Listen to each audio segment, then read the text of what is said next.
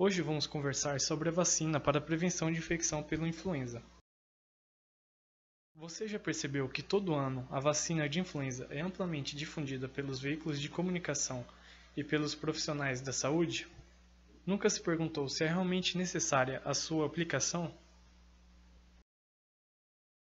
Influenza é uma infecção respiratória aguda causada por um vírus e tem 3 sorotipos conhecidos, o A, o B e o C. Causa uma doença febril aguda com mialgia, cefaleia e tosse. E embora tenha um curso autolimitado de em média 3 dias, tosse e mal-estar podem persistir por semanas. E para minimizar o impacto dessa doença, os esforços foram concentrados no uso da vacina.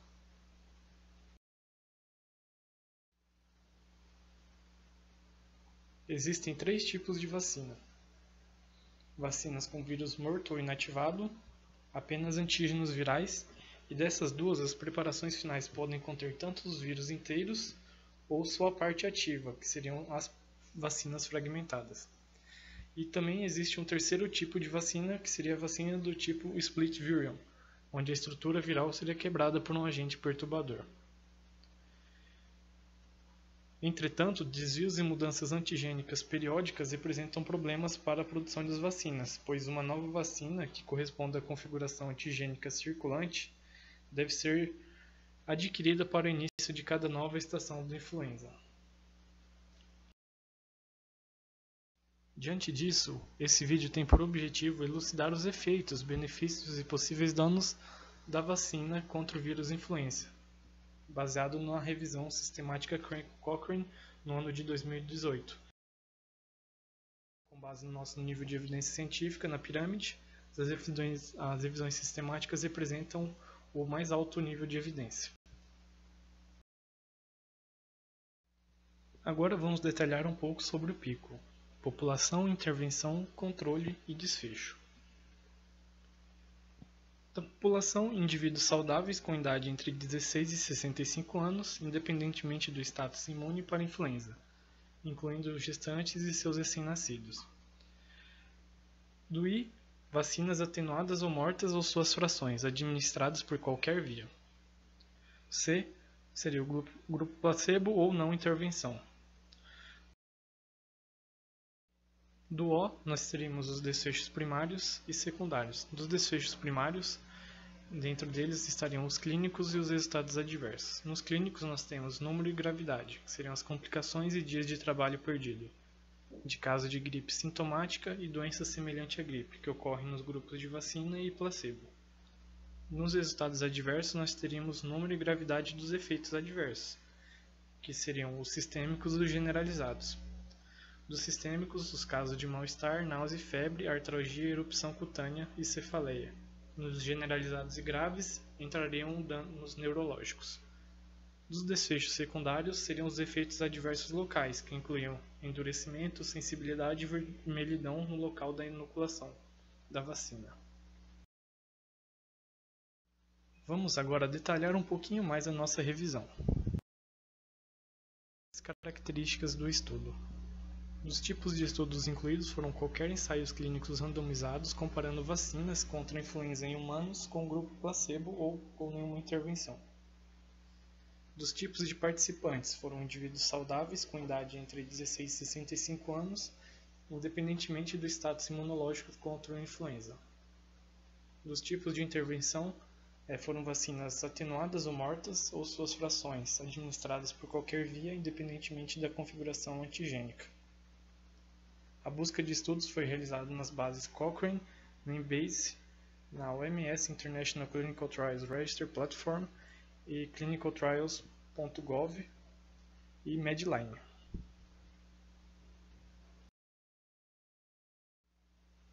Agora, detalhando um pouquinho mais a seleção dos estudos. Inicialmente foram selecionados 16.278 estudos, nas buscas nas bases de dados. E após a remoção das duplicadas, restaram 14.141 estudos, que após a análise de título e resumo foram excluídos 13.847, restando, portanto, 294 artigos, que foram analisados na íntegra, sendo excluídos destes os 184 artigos, restando, portanto, 137 estudos. Desses 137 estudos, 17 não foram incluídos na meta-análise e, portanto, 120 foram incluídos na meta-análise. Avaliando o risco de viés. Dos 137 estudos incluídos, em 16% deles, ou seja, 22, responderiam a um baixo risco de viés, e 17% deles, 24 estudos, com alto risco de viés. E uma alta porcentagem de 66%, que corresponderiam a 91 estudos, não apresentou informações suficientes em um ou mais domínios chaves, ou apresentava um baixo risco de viés em um domínio específico e pontuou como alto risco de viés em um ou mais itens utilizados na qualidade de avaliação, portanto possuindo um risco de viés incerto, como é possível ver pela figura onde a maior parte dos estudos está com um risco incerto, que corresponderia à parte amarela. Agora iniciaremos a discussão sobre os resultados. A primeira comparação analisa os grupos que receberam a imunização versus o grupo placebo ou que não receberam intervenção. Apresenta o risco relativo de 0,41, estando esse dentro do intervalo de confiança que não chega a 1, sendo uma comparação favorável ao grupo dos imunizados, portanto. No resumo da revisão, o risco relativo é explicado pela diferença de incidência nos dois grupos. O grade dessa comparação foi classificado como moderado, entendido como uma estimativa de estudo que está muito próxima de um efeito verdadeiro da comparação, mas que existe pequena possibilidade de que o efeito real seja diferente. A segunda variável analisada foi a presença de doença semelhante à influenza nos dois grupos da comparação anterior. Os imunizados novamente tiveram um resultado favorável, que foi um risco de 0,84, situado dentro de um intervalo de confiança que não toca o 1. A qualidade dessa evidência também foi classificada como moderada pelo grade. A terceira variável analisada é a hospitalização, que parece favorecer o grupo da imunização, pelo fato de ter um risco relativo de 0,96, mas que tem a análise atrapalhada pelo fato de o intervalo de confiança passar o 1, podendo ter o resultado real diferente do estimado pelo estudo. O grade dessa comparação se constitui como baixo, ou seja, tem uma confiança limitada no efeito do estudo, e o verdadeiro efeito pode ser substancialmente diferente. A quarta variável analisada diz respeito aos dias de trabalho perdidos. Pelo risco relativo, se mostra favorável ao grupo imunizado, mas o intervalo de confiança é totalmente amplo e passa a linha do zero. No resumo da revisão, foi classificado como não aplicado o risco relativo dessa análise, além de ter o grade classificado como baixo. O quinto item analisado foi um dos efeitos adversos sistêmicos, a febre. Se mostrou contra o grupo dos imunizados por ter um risco relativo de 1,55 dentro de um intervalo de confiança que não toca a linha do 1. O grade da análise foi classificado como elevada qualidade, indicando que o efeito estimado pelo estudo seja provavelmente o real, ou seja, desfavorecendo o grupo dos imunizados. Outro efeito adverso analisado foram as náuseas e os vômitos. Favoreceu o grupo placebo, entretanto, teve um intervalo de confiança muito amplo, que não favoreceu a análise dessa variável.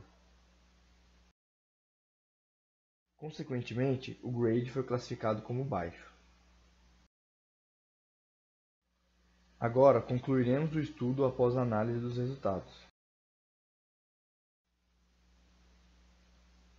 Vacinas contra a influenza inativadas provavelmente reduzem a influenza em adultos saudáveis de 2,3% sem vacinação para 0,9%, pela razão de risco de 0,41.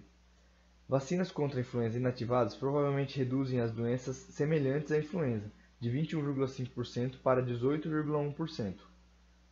71 adultos saudáveis precisam ser vacinados para evitar que um deles tenha influenza, e 29 adultos saudáveis precisam ser vacinados para prevenir um deles experimentando uma doença semelhante à influenza. A vacinação pode levar a uma pequena redução no risco de hospitalização em adultos saudáveis, de 14,7% para 14,1%, mas o índice de confiança é amplo e não descarta favorecer a hospitalização. As vacinas podem levar a pouca ou nenhuma redução nos dias de folga no trabalho. As vacinas inativadas causam um aumento na febre de 1,5% a 2,3%. Esse trabalho foi apresentado pelos acadêmicos Samer Gadi e Vitor Vergara, tendo como orientador o professor Dr. Antônio José Grande. Obrigado.